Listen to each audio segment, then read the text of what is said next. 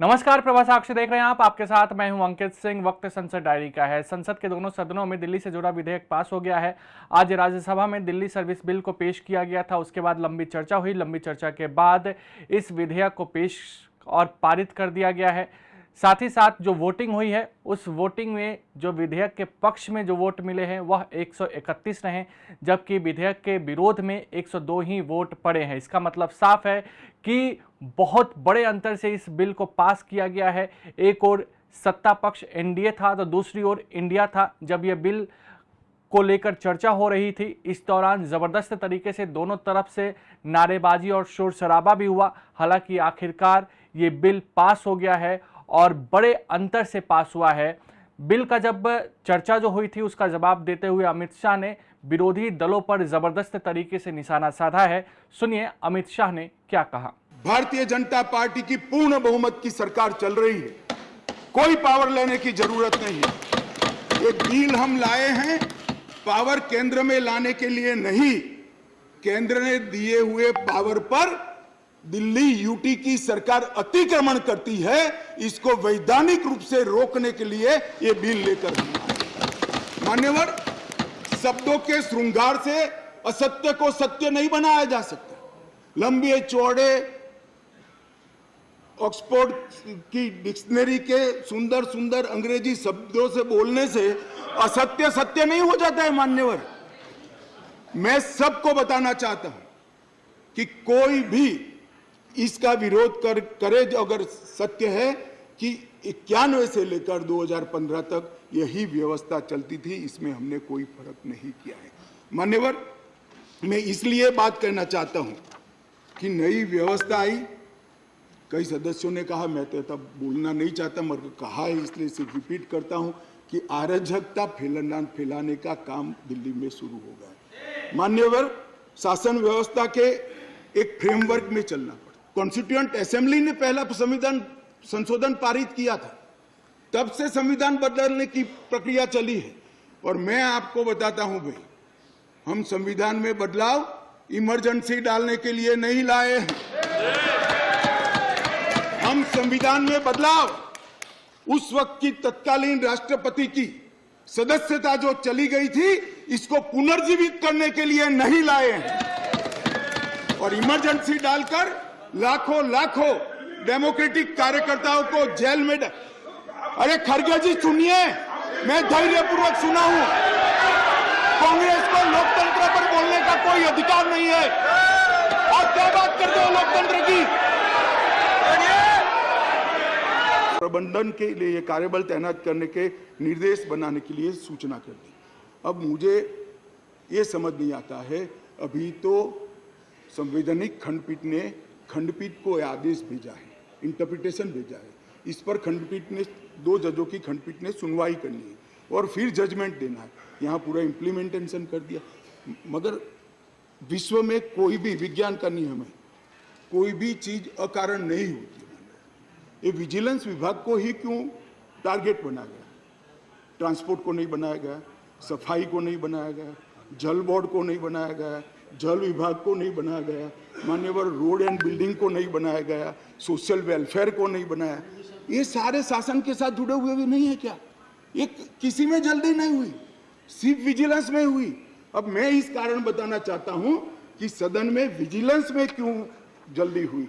मान्यवर, इसके अंदर आबकारी घोटाले की, शराब घोटाले की फाइल विजिलेंस में पड़ी थी।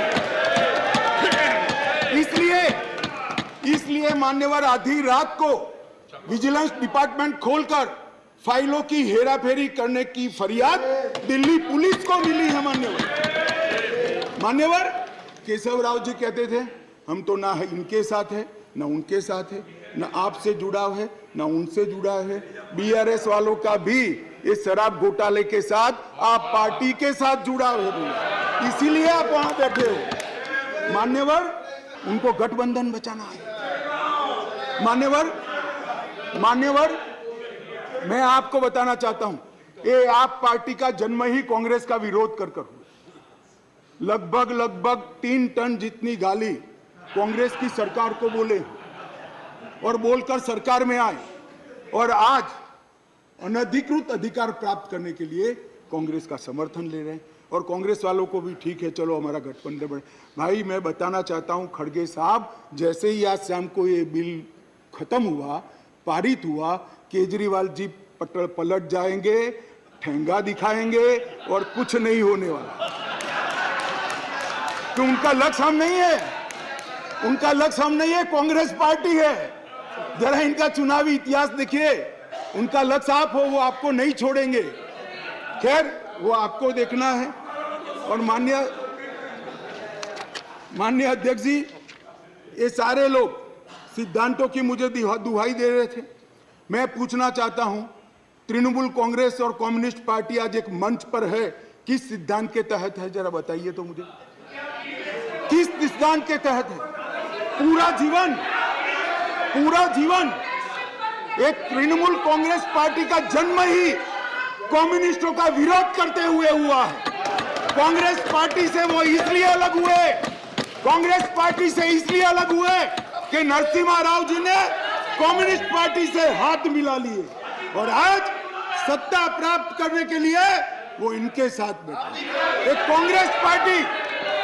कांग्रेस पार्टी और कम्युनिस्ट पार्टी केरल में तो यूडीएफ एलडीएफ कर एक दूसरे की जान लेने पर आमादा है और वहां इलू इलू कर रहे हैं। माननीय अध्यक्ष जी, ये जनता दल, ये जेडीएस, माननीय अध्यक्ष जी, जेडीएस, ये नीतीश कुमार जी है। जेडीयू ये नीतीश कुमार जी है, जिनकी राजनीति चारा घोटाले का विरोध कर हुई। इनके राष्ट्रीय अध्यक्ष लल्लन सिंह जी कहते थे मैं पान का बनवारी बन जाऊंगा मगर कांग्रेस पार्टी के साथ नहीं जाऊंगा, लालू के साथ नहीं जाऊंगा। मान्यवर ये साथ में आ गए। साथ में क्यों आए? दिल्ली सर्विस बिल पर चर्चा करते हुए कांग्रेस के वरिष्ठ सदस्य अभिषेक मनु सिंघवी ने सरकार पर तीखा हमला बोला और कहा कि सरकार इस विधेयक के जरिए दिल्ली में सुपर सीएम बनाने की कोशिश कर रही है। उन्होंने विधेयक का विरोध करते हुए इसे प्रतिगामी बताया, जो पूरी तरीके से असंवैधानिक है। सिंघवी ने कहा कि यह सरकार किसी न किसी तरह दिल्ली की सत्ता पर काबिज होना चाहती है। भाजपा के सुधांशु त्रिवेदी ने विपक्ष के दावों को खारिज करते हुए यह विधेयक का बचाव किया। उन्होंने दिल्ली की आप सरकार के भ्रष्टाचार में लिप्त होने का आरोप लगाया और कहा कि दिल्ली पूर्ण राज्य नहीं है तथा संसद को दिल्ली के संबंध में कानून बनाने का पूरा अधिकार है। आम आदमी पार्टी के राघव चड्ढा ने विधेयक का विरोध करते हुए कहा कि यह विधेयक एक राजनीतिक धोखा है, यह संवैधानिक पाप है और यह दिल्ली में प्रशासनिक गतिरोध पैदा करने के लिए है। चड्ढा ने कहा कि यह विधेयक संविधान और लोकतंत्र का ही अपमान नहीं है, बल्कि यह लाल कृष्ण आडवाणी, अटल बिहारी वाजपेयी, मदन लाल खुराना, अरुण जेटली और सुषमा स्वराज का भी अपमान है, जिन्होंने दिल्ली को पूर्ण राज्य का दर्जा देने के लिए संघर्ष किया। आप सदस्य ने गृह मंत्री अमित शाह से कहा कि आप नेहरूवादी मत बनिए, आप आडवाणीवादी, वाजपेयीवादी बनिए और दिल्ली को पूर्ण राज्य का दर्जा दीजिए।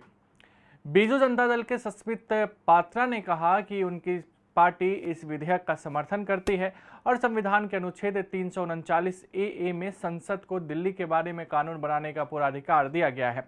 वाईएसआर कांग्रेस पार्टी के वी विजय साई रेड्डी ने विधेयक का समर्थन करते हुए उच्चतम न्यायालय ने साफ तौर पे कहा है कि संसद के पास कानून बनाने की स्थापित शक्ति है। राष्ट्रीय जनता दल के मनोज झा ने केंद्र की सत्तारूढ़ सरकार से पूछा कि वह इतनी सारी सत्ता लेकर क्या करेगी। उन्होंने कहा कि निरपेक्ष रहने की बात की जाती है, किंतु जब चूहे की पूंछ पर हाथी का पांव पड़ जाए तो चूहे से निरपेक्षता की उम्मीद कैसे की जा सकती है। राज्यसभा में दिल्ली सेवा विधेयक पर चर्चा के दौरान पूर्व सीजेआई रंजन गोगोई ने कहा कि मामला विचाराधीन नहीं है और जो सुप्रीम कोर्ट के समक्ष लंबित है वह अध्यादेश की वैधता है, लेकिन संसद में जिस पर बहस हो रही है वह कानून की वैधता है। पूर्व सीजेआई रंजन गोगोई ने कहा, मेरे लिए यह बिल सही है, ठीक है। अब हम आपको संसद के कुछ और कामकाज के बारे में बताते हैं। संसद ने सोमवार को मध्यस्थता विधेयक 2023 को मंजूरी दे दी, जिसमें मध्यस्थता की प्रक्रिया को सुगम बनाने तथा अदालतों में लंबित मामलों की संख्या में कमी लाने का प्रावधान किया गया है। इस विधेयक में भारतीय मध्यस्थता परिषद स्थापित करने का भी प्रावधान है। लोकसभा में सोमवार को मणिपुर मुद्दे पर विपक्षी दलों के सदस्यों की नारेबाजी और कांग्रेस पर भाजपा सांसद निशिकांत दुबे के आरोपों के बीच शोर शराबे के कारण सदन की बैठक एक बार के स्थगन के बाद दोपहर 12 बजे शुरू होने के कुछ मिनट के भीतर ही अपराह्न 2 बजे तक स्थगित कर दी गई। भाजपा सांसद निशिकांत दुबे ने दावा किया कि न्यूयॉर्क टाइम्स अखबार की एक खबर में प्रवर्तन निदेशालय के छापों के हवाले से खुलासा किया गया है कि एक पोर्टल को भारत के खिलाफ माहौल बनाने के लिए चीनियों से किस तरह पैसे मिले और वह धन किस तरह नक्सलियों और अन्य लोगों को पहुंचाया गया। लोकसभा ने सोमवार को फार्मेसी संशोधन विधेयक 2023 को मंजूरी दे दी, जिसमें जम्मू कश्मीर केंद्र शासित प्रदेश के संबंध में फार्मेसी अधिनियम 1948 में संशोधन का प्रस्ताव है। लोकसभा में विधेयक को चर्चा एवं पारित करने के लिए रखते हुए मनसुख मांडविया ने कहा कि जम्मू कश्मीर से अनुच्छेद 370 हटाए जाने के बाद जम्मू कश्मीर पुनर्गठन अधिनियम 2019 को लागू किया गया और इसके परिणाम स्वरूप पूर्ववर्ती जम्मू कश्मीर राज्य में लागू अनेक कानून निरस्त हो गए। लोकसभा ने सोमवार को अनुसंधान राष्ट्रीय शोध प्रतिष्ठान विधेयक 2023 को पारित किया, जिसमें देश भर में विश्वविद्यालयों में अनुसंधान को वित्त पोषित करने के लिए एक राष्ट्रीय प्रतिष्ठान स्थापित करने का प्रावधान किया गया है। सदन में संक्षिप्त चर्चा और विज्ञान और प्रौद्योगिकी मंत्री जितेंद्र सिंह के जवाब के बाद इस विधेयक को ध्वनिमत से मंजूरी दे दी गई। लोकसभा ने सोमवार को शोर शराबे के बीच डिजिटल व्यक्तिगत डाटा संरक्षण विधेयक 2023 को मंजूरी दे दी, जिसमें डिजिटल व्यक्तिगत डाटा के संरक्षण एवं व्यक्तिगत डाटा का संवर्धन करने वाले निकायों पर साधारण और कुछ मामलों में विशेष बाध्यता लागू करने का उपबंध किया गया है। निचले सदन में संचार एवं सूचना प्रौद्योगिकी मंत्री अश्विनी वैष्णव ने कहा कि यह विधेयक देश के 140 करोड़ लोगों के डिजिटल व्यक्तिगत डाटा की सुरक्षा से संबंधित है। इसके अलावा लोकसभा ने तटीय जल कृषि प्राधिकरण संशोधन विधेयक 2023 को भी मंजूरी दी। कांग्रेस के पूर्व अध्यक्ष राहुल गांधी लोकसभा की सदस्यता बहाल होने के बाद आज सोमवार को संसद पहुंचे और उन्होंने लोकसभा की कार्यवाही में भाग लिया। अगर आप भी लेना चाहते हैं देश दुनिया की तमाम जानकारी तो आज ही सब्सक्राइब करें हमारे चैनल को। साथ ही नीचे दिए बेल आइकन को जरूर दबाएं ताकि हर अपडेट आप तक पहुंच सके।